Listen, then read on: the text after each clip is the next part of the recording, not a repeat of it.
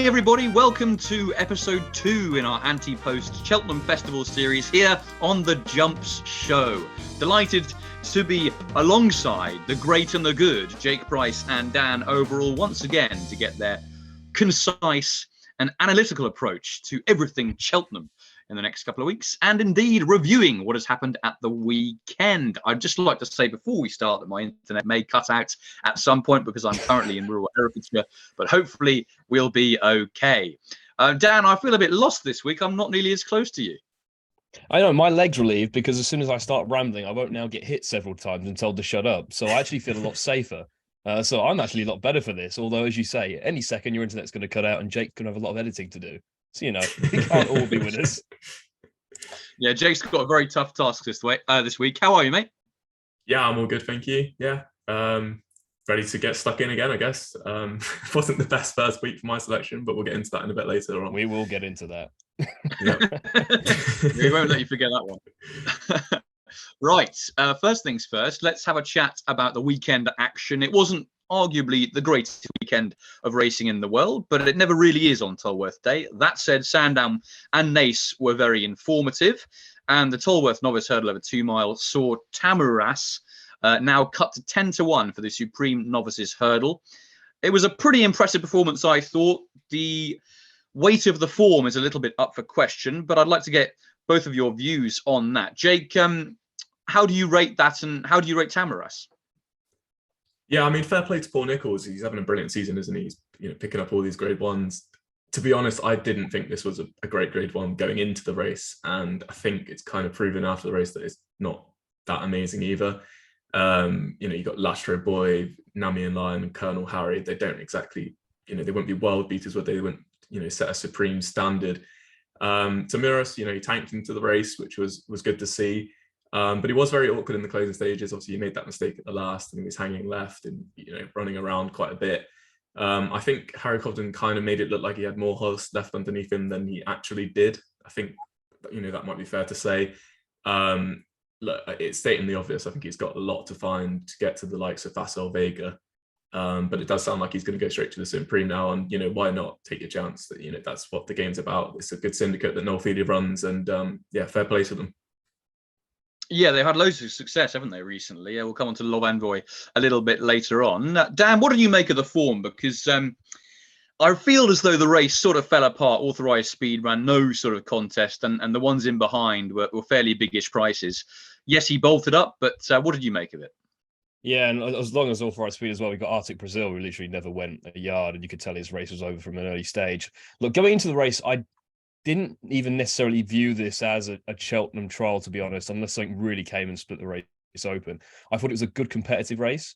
I thought it was a race in time. We'll probably see some decent horses come out, but nothing for this year's festival, really. And again, that view's only kind of been maintained. Although I really do like Naas. I have to say that I think there's an awful lot to like about him. He's still learning very much on the job, and you could see that by the way he jumped the last two, and also by the way he carried Harry across after they were trying to pull away and he just kind of hung to the left slightly. I think there's a lot more to come from him, probably over fences next year, you'd imagine. He might be one of those classic Paul Nicholls horses to just prove over a fence as well. But yeah, I wouldn't be having this down as relevant form necessarily for this year's festival. Although I will say that given the time of the race, the time was pretty good, but clearly what's happened is they've gone way too quick. I think Simon Rowland's piece came out today and the finishing speed was really, really low. And for that sense, I think Colonel Harry, off a mark 128 in the future, if they can get him going left-handed, I think he's on an exploitable mark, because he set an unsustainable pace that day, jumped left-handed all the way, and was still only beaten about 6 lengths. So he could be a well-handicapped horse to keep an eye on.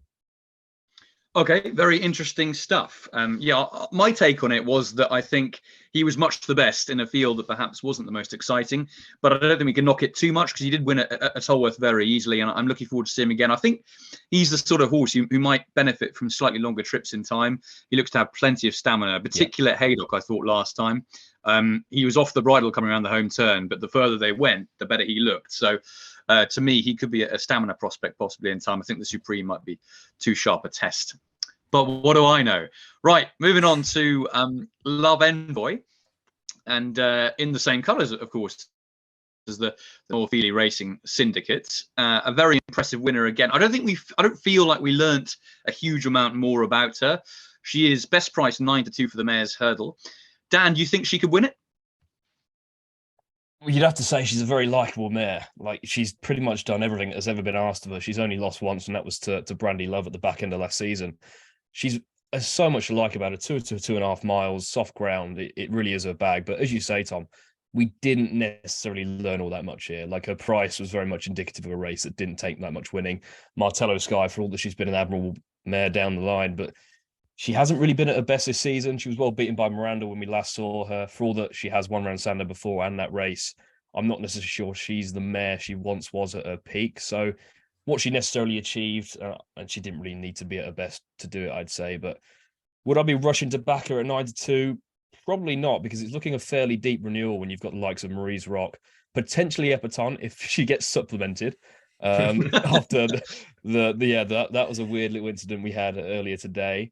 Obviously, Brandy Love is currently a bigger price than Love Envoy, despite beating her fairly comfortably last season. Obviously, you're going to have to take her well-being on trust somewhat, but hey, Willie did it with Facile Vega several times and went straight to the festival to win a Mares Hurdle, so why couldn't he do it again?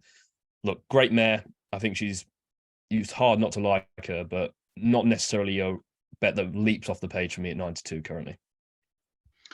The thing about her that really impresses me, Jake, I have to say, is the fact that she's very fresh and keen in her races. And that hasn't really changed since her early days, but it doesn't seem to matter. She just keeps on rolling. And I think that's a sign of a very classy mare. Yeah, as Dan said, she's very likable. To be honest, on Saturday, she did what was expected of her. She was sent off the 130 on favourite. So I was quite surprised to see her price shortened so much for the Mares Hurdle, to be honest, considering, we were expecting her to win it. I guess that's kind of indicative of the Ante-Post, state of affairs at the minute. But as Dan did mention there, I do think that Brandy Love is really interesting, especially if they could get a run into her. They've got that Covega Mares Hurdle at Punchestown they run just before the festival that I know, quite a lot of mares have used it over the years. If they could get a run into her there, then that would be very, very interesting in terms of the Mares Hurdle, because obviously she kicked Love Envoy aside in that Fairyhouse race. But yeah, it's an interesting race and it is looking very competitive. And I guess another bit of news that we should probably touch on is that Honeysuckle, the racing manager of Honeysuckle, came out and said that it would be champion hurdle or nothing for her. So that potentially suggested she's not going to run here, but she did obviously get an entry today for the Mares Hurdle itself. So you never know with these things, but it sounds like she's going to run. It's all or nothing, but we'll give her an entry anyway, just because, why not? Like, just chuck a few quid down the drain, or you're just leading us all on, one or the other. Come on, just make it straightforward for once. Yeah, literally, yeah. We're just pawns in their game, unfortunately. Yeah, couldn't have put it better myself. Right, now I know it's going to be quite painful, this one, I think, Jake, moving on to Naas on Sunday. And look, I think the whole world and his dog and the cat, we were all watching Grange Clare West to see how he got on in the Lawlors of Naas Grade 1 Novice Hurdle, which champ Kylie stole from the front, though I think he is a very smart horse in his own right. I'm willing to give Grange Clare West another chance, but obviously it does cast a shadow on whether or not he is the real deal. Jake, with that loss in mind, do you still want to give him another chance, or what do you make of the form now? I was never really happy, to be honest. He travelled fine, and then just leaving the back straight, you could tell that Paul Townend wasn't happy. He got caught in that pocket, and then he just could never pick up, could he? There was a couple of excuses after the race that, the post-vet examination came out and said that he was coughing and breathing very heavily. So potentially you could say that he didn't run his race. I think either way, he's got a long way to go now to be a Ballymore contender, which is unfortunate.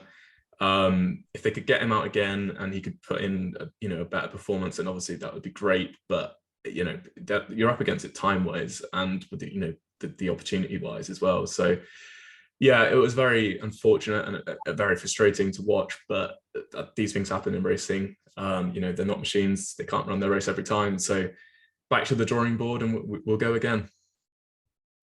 We do indeed, yeah. I thought it looked really hard work at Naas, I have to say. Champ kept on pulling out more, and I thought those in behind just looked like they weren't really having much fun.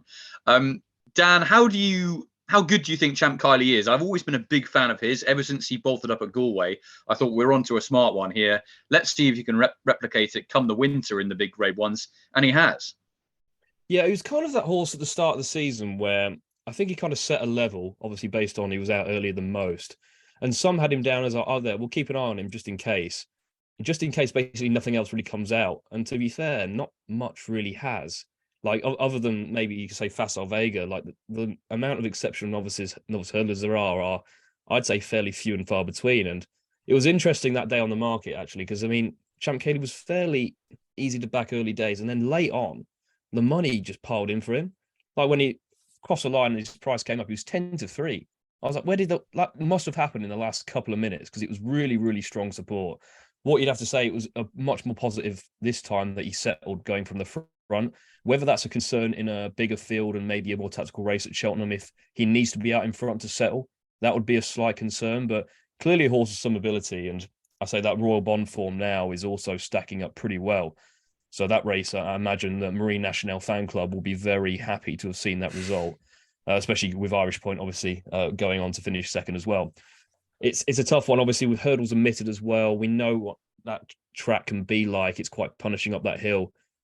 Quite what it will result in at Cheltenham, I'm not sure. But I think he's a fair enough price for the Ballymore on what he's achieved. But maybe come the day, there might be one or two that might spring out of the woodwork that might just be a step ahead. We'll see. Well, we could be in the position now, couldn't we, that Marine Nationale, without having a run, just continues to shorten because there's nothing up against him. Well, that's it. Yeah, I mean, people are just scrambling around in those markets, really looking for any kind of alternative. And as I say, he's getting shorter and shorter. Everyone seems to want to oppose Facile Vega currently at the prices as well. And I think that they've only just kind of come down on Marine Nationale. So I'm just looking now, 5-1 best price available now. I mean, outside of that, you are struggling for runners, I guess. Rare Edition's been getting a lot of hype. High Definition, maybe. He'll probably go to the Dublin Race Festival over 2 miles. Yeah, it's looking a fairly sparse market at the minute, that's Supreme. Yeah, it is. We need to touch on what else happened in Ireland. And that included, of course, Appreciate It winning. I mean, it was a bit of a non-event in the end. And yeah, some nasty news for Jack Kennedy and, of course, for Top Bandit as well. Now, Jack is out for the foreseeable, which means Gordon's going to have to find a replacement. Now, there has been some mutings on social media that Davy Russell might get involved and come back from retirement. I'm of the opinion he won't, because I think he's been to Thurles. That was the home of racing, as he called it, and he had the big hurrah, and that was it. But it'd be interesting to see what you guys think. Jake, start with you on this one. Yeah, I mean, firstly, to touch on Jack, it's awful luck, isn't it? 5th time now that he's had his leg broken and he's like 23 years old or something. It's ridiculous. So yeah, feel for him. Hopefully he can get back in time for Cheltenham, but obviously it doesn't sound great.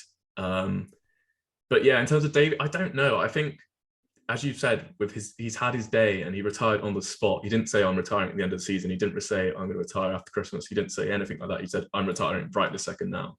So yeah, I kind of tend to agree with you that I don't really see it happening. I mean, obviously it wouldn't be a shock if it did happen. Gordon's, very sparse on options now. He's got Jordan Gainford, probably his number one jockey. I'm not saying anything against Jordan Gainford. He's a great jockey, but he's still very young. I don't know whether you want to throw him into the limelight and have all these Grade 1 rides. Obviously, you've got Brian Cooper that could take over on, the Jigginstown horses and potentially some others. But yeah, it will be interesting to see how that develops over the next couple of weeks, that's for sure. It certainly will. Yeah, a bit of a conundrum, I think, for Gordon Elliott. I do really rate Jordan Gainford, though. I have to say, as you say, it's the experience that might count against him a bit. But then again, this kind of opportunity can sometimes be a baptism of fire down. Yeah, I mean, and let's not forget, I think, was it Jordan Gainford's first ride when he rode the shunter and he was the absolute gamble on the day and he took responsibility over that. And we know a lot was riding on the line that day and he did it with aplomb. And I would say it would be, maybe not a slap in the face, might be harsh, but I think it would be very tough on them if after all of this, obviously David's retired, Jack's injured, and then they were almost to say, okay, Jordan, you've been great for us at conditional, you've been a great jockey, you've been fantastic for us, but we're going to go with someone else now. I think that would be quite tough to take. And obviously, they've got Sam Ewing in the background as well. They've got plenty of talent there riding for Gordon. And was it a potential that Jack could be back for Cheltenham? Like, is it possible? I thought I read mixed reports on that. Obviously, it's no. I mean, these jockeys are crazy that it's even a possibility in like 2 and a bit months that he might be back from a broken leg. But I mean, it's happened before.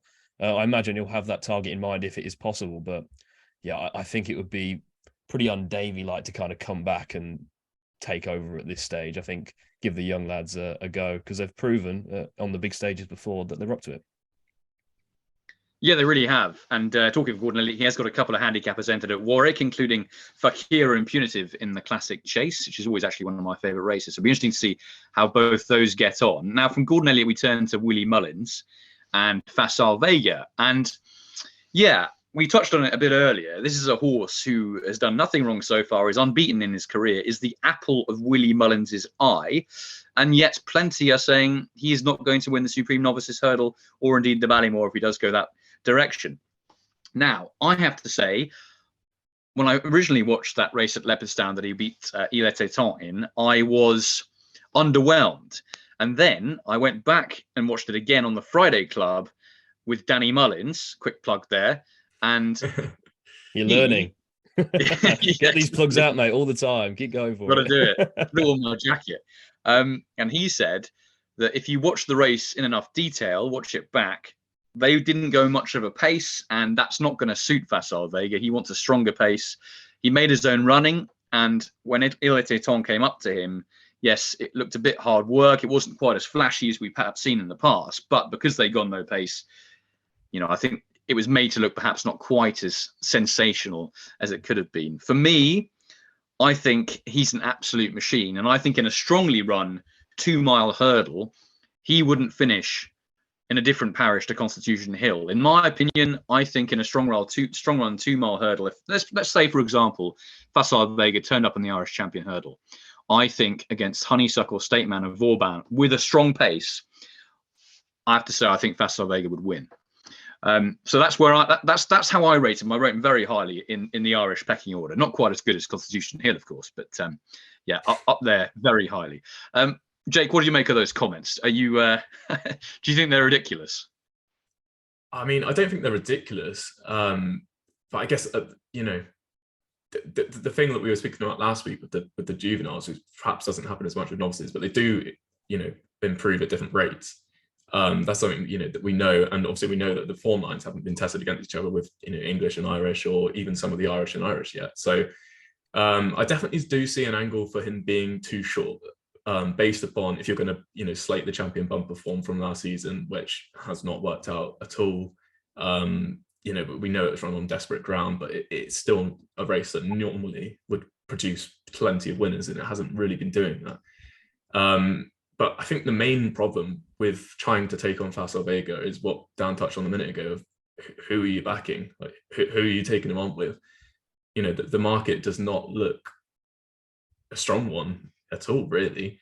You know, we've got the Marine Nationale form now that's, you know, people are latching onto, but do you want to get stuck into a 5-to-1 shot to try and beat what could potentially be, as you said, a horse that could get near Constitution Hill? Then you probably don't, do you? So yeah, it's a bit of a conundrum. I can see both sides of the argument. At the minute, as the way I stand is I'm just going to watch Facile Vega win unless something pops out from the woodwork and looks a decent each way bet. But yeah, it's a tough one, but I can see both sides of it. And, you know, I probably don't rate him just as highly as you do yet, but, you know, he's clearly got the potential to get there.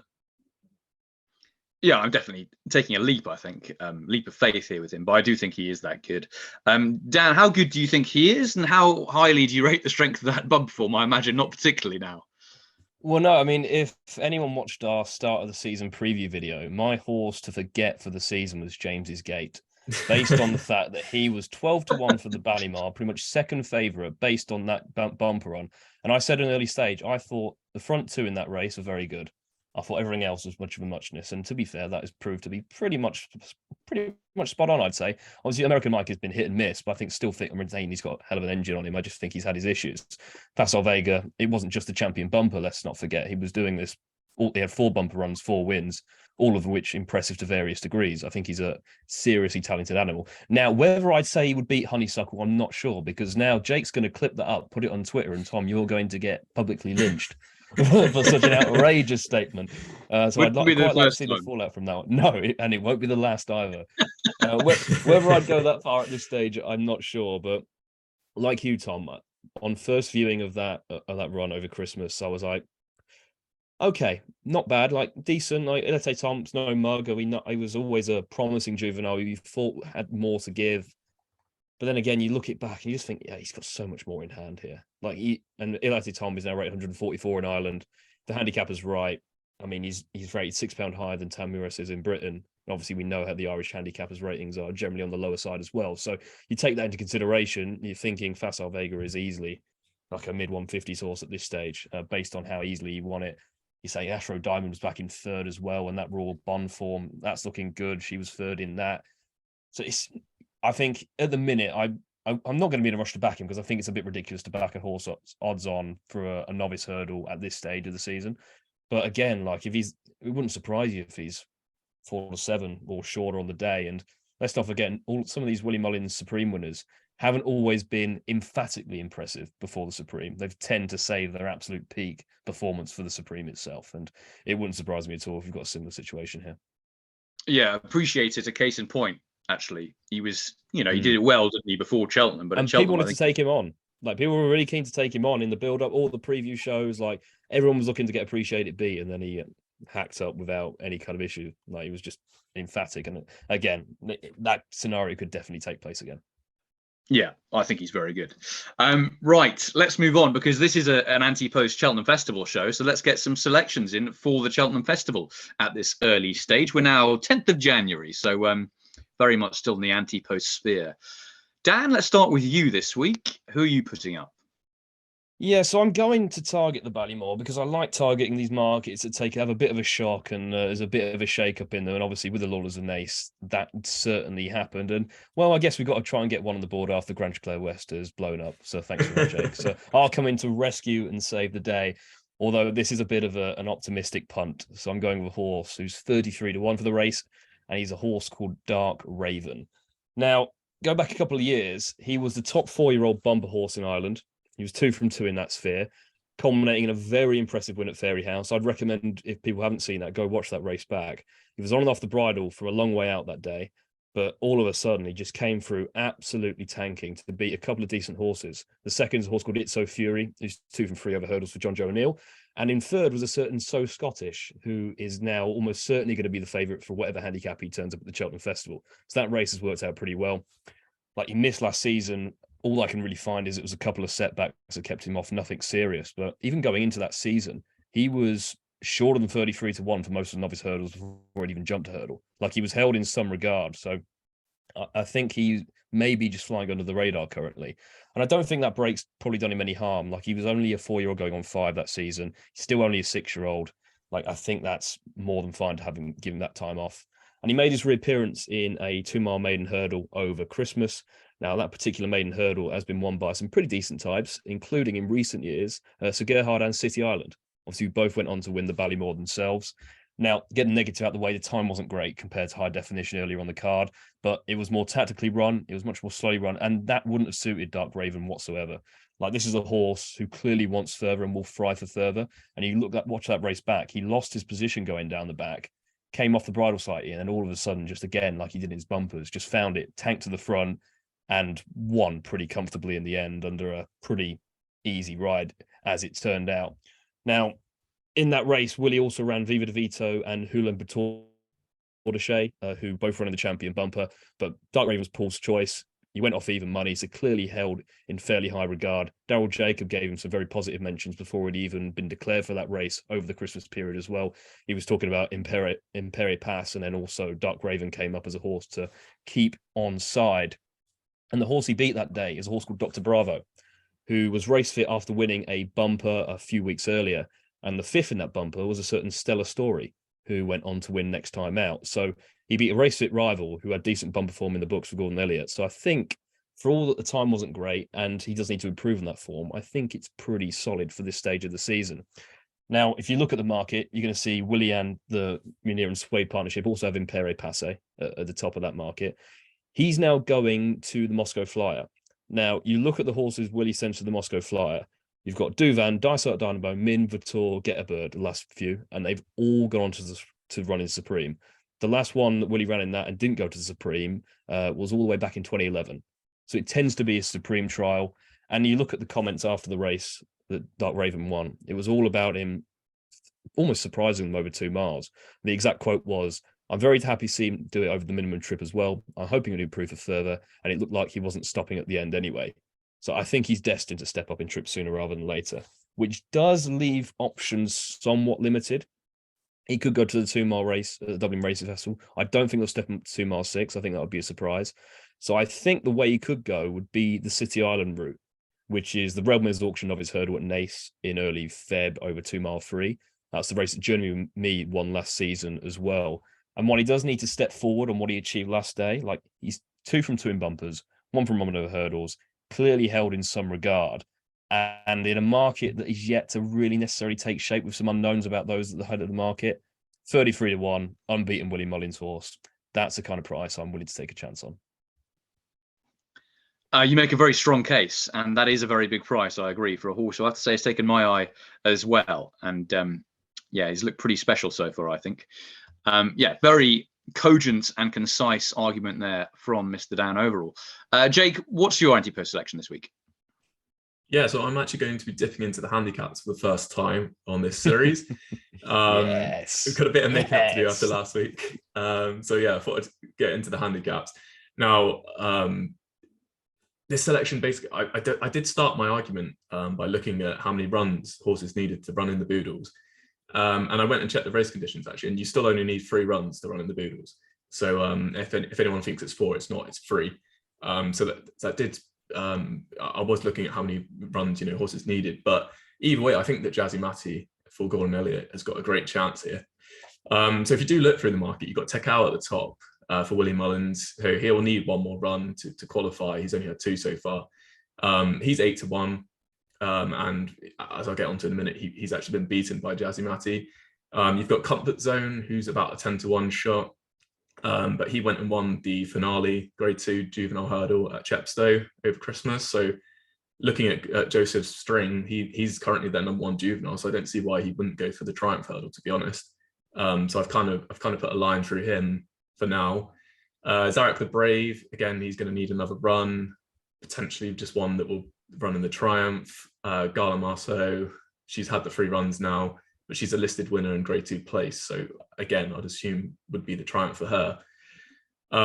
So yeah, and the next one in was actually Goody Two Shoes, 14-1, and he's going to need 2 more runs, which is going to be quite difficult for him to get in before the race. So Jazzy Matty's actually entered up at Fairyhouse this weekend. I wasn't necessarily expecting him to, but he's in there, and it's a race that Gordon Elliott has used before. So if you go back through it, it's actually produced Aramax and Veneer of Charm. They both finished second in that race before going on to win the Boodles. So it's a good little trial. And second place is probably where I want him to end up, to be honest, because Blood Destiny, Tom, your tip from last week, has entered up as well. And I think he's Willie's only entry. So it looks like he probably will end up running this weekend. So yeah, a good second behind Blood Destiny would be great to add to his form that he's already got. So he started his career in France. He was with Gabriel Landiers, and he was a disappointing 5th, to be honest. It was quite well known that he had been bought by the Caldwell team before the race. So it looked like he was going to be going to Gordon Elliott afterwards. And a lot of people were watching that race expecting a decent run before going off to Gordon. It didn't work out that way, unfortunately. He was fairly disappointing, as I said, in 5th. But since he's joined Gordon Elliott, he's produced some great runs. So he was second on his first start. And that was a really good run because it was behind Comfort Zone, who's obviously gone on to win that Grade 2, and Tekao was behind, who's won his maiden next time as well. So that form looks decent. And then he went to Fairyhouse in December, and this was a maiden 3-year-old hurdle. And Jackpot de Choiseul was the second favourite, and he saw him off really easily going down to the last, jumped the last, and put distance between himself and that horse. And then just at the end of the race, as he was getting a bit eased down, Comedy Kicks came and reduced that winning margin to only 0.75 lengths. So that's kind of the distance you want to be winning races if you're going for a Cheltenham Festival handicap. So I was happy with that. The 2 runs so far look great. As I said, he doesn't need another run, but if he runs this weekend, I'd be happy to see him finish second to Blood Destiny. I think that would be another really nice piece of form to go with it. It looks like Common Practice or Nusret could go, and Comedy Kicks could also go as well. So it should be a pretty hot race for what is just a 4-year-old hurdle. And yeah, I think if he runs well, then as long as he gets a decent mark and it's not too high or not too low, then the connections could just leave him until the festival then. So I'd be happy to see him finish second, as I said, then be left straight for the festival. So he's around 14-1, which is, it's short enough, but that's what happens with Gordon Elliott handicappers, unfortunately. So yeah, Jazzy Matty is my selection this week. Brilliant stuff. Thanks very much indeed, Jake. Yeah, another very precise argument there about Jazzy Matty. I'm going to put up another horse who's come off the conveyor belt of Cheveley Park, as we spoke about last week. And this is a horse who I think is very much a chaser. And everything that we've seen so far over hurdles is very much a hors d'oeuvre for the a la carte main course. Over the last few obstacles, and that horse is Classic Getaway. He is, well, he costs 570,000 as he's the sale at Tats, and yeah, I'm hoping now he's going to be able to start to fulfill that big price tag, because he is a most exciting animal, I think. And I was very taken by that chasing debut performance, because he was coming through at the end very strongly, and the form looks pretty hot, I think, with the likes of Minella Kakuna back in second, beaten fair and square. And we saw Journey with Me, who was kind of there or thereabouts before falling 3 from home, and he has since gone on to score very easily. And then What Do We Want was beaten a long way back, 27th lengths off Minella Kakuna. So I feel like that form is pretty strong, I have to say, for Classic Getaway. And he won his point-to-point over 3 miles easily. So there'll be no issues in my book about staying further. And I think actually that's probably what he wants. That was 2.5 miles at Gorham Park in heavy ground. That is not easy to get through. And that came after a 213-day break. Now, the big question for me is, where is he going to run next? Because after the race, William Mullins said he's one of the team for Christmas. You've got a couple of really strong novices for Christmas, and he's one of them. He didn't run at Christmas. And I am wondering, I don't know whether either of you can shed any light on this, but I'm wondering if they're going to keep him back and keep him fresh for the Cheltenham Festival, because I know he's only had 1 run over fences, and he'll need to have another one. But I'm just wondering, he does go very well fresh, so I'm hoping that he can put in a pretty decent performance after some time off the track again, like he did last time. It would be a big ask to go to the Brown Advisory and win on second start, but he's looked every inch a bit of a superstar for me in the making. So, yeah, I'm going to scan the entries of the next couple of weeks to see if he pops up anywhere. I've not heard anything, so remains to be seen whether he does. But at the price, he's around about 12-1 for the Brown Advisory. He'd be an interesting horse in my book, and I'm sure we get to see the best of him. I think fences are very much going to be his game, so he'd be a pick for me at a decent enough price. And if you look at the race itself, Time Hill, he's 8-1 joint favourite at the moment. He can't jump. He jumped much better at Kempton last time. But I think back at Cheltenham, he's going to be found out. The pace they'll go, and the fences are more difficult than they are at Kempton. The Real Whacker, he's impressed so far, but I feel like he's got a couple of easy leads, and I think he is very much beatable. Guy Dumeni, I don't really rate him much, I have to say. And I think he's probably going to go for the 4-miler.